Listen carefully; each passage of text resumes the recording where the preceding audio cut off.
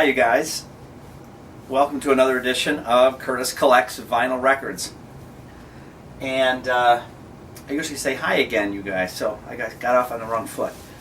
No big deal. So this is the middle of the summer of 2017, it's July, so it's time for summer reading and a book review. Even though I'm about a third of the way through the book, it's fantastic.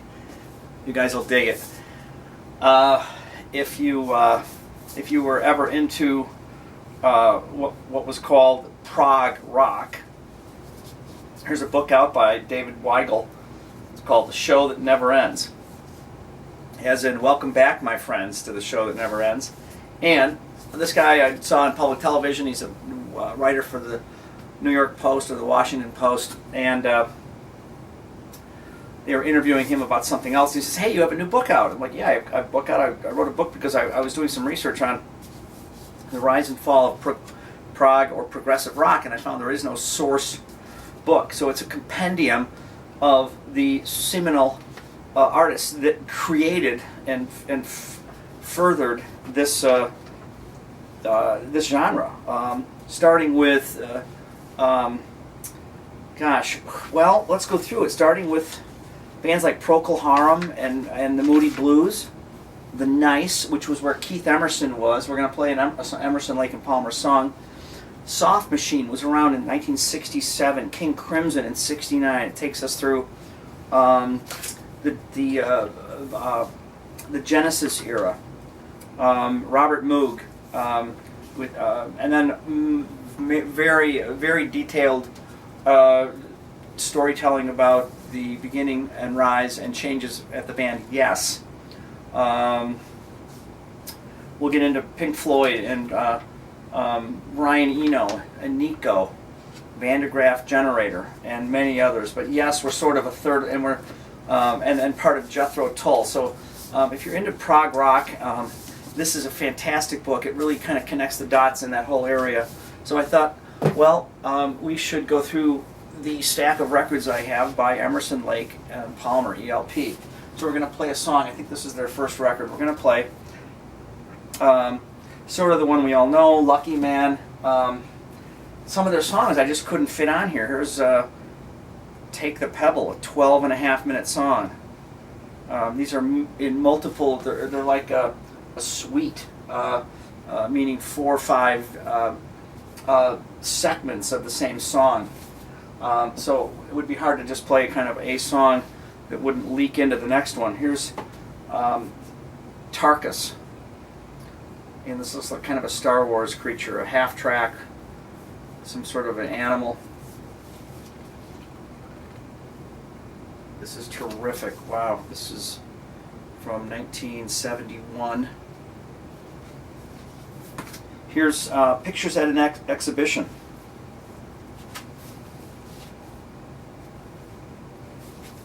And then on this side, here's this.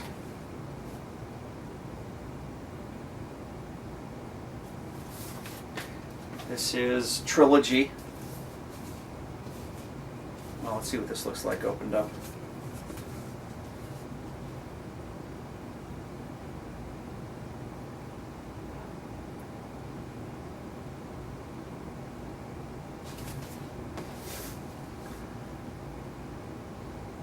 Yeah, these speak for themselves, so I'm not saying much.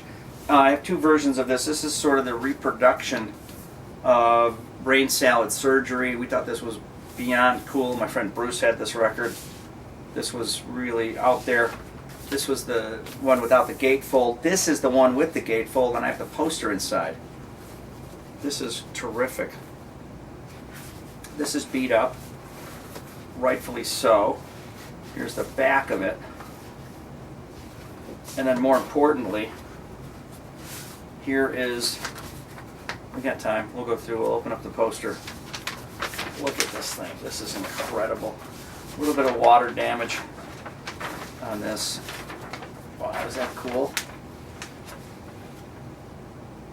Man, is that awesome? And then the back side is kind of this alien thing. Man, that's fantastic. I don't know if I can pull this back up right.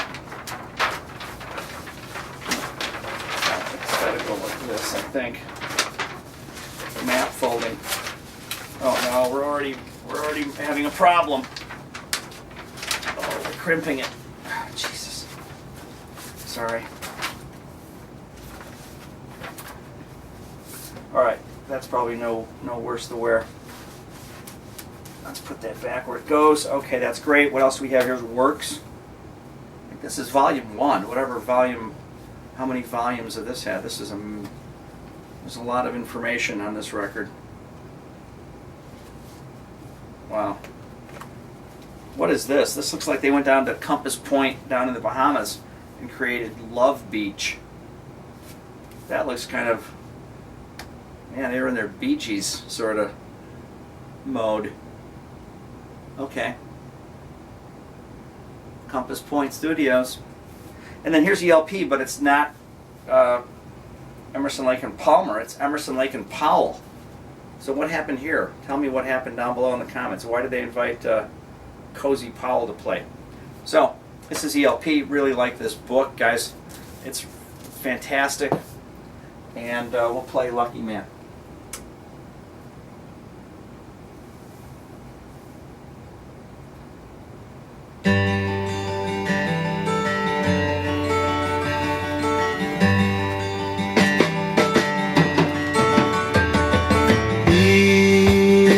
White horses and ladies by the score, all dressed in satin and waiting by the door.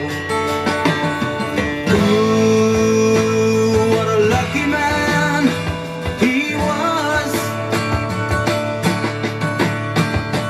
Ooh, what a lucky man he was. White lace and feathers, they made up his bed. A gold-covered mattress on which he was led. Ooh, what a lucky man he was. Ooh, what a lucky man he was.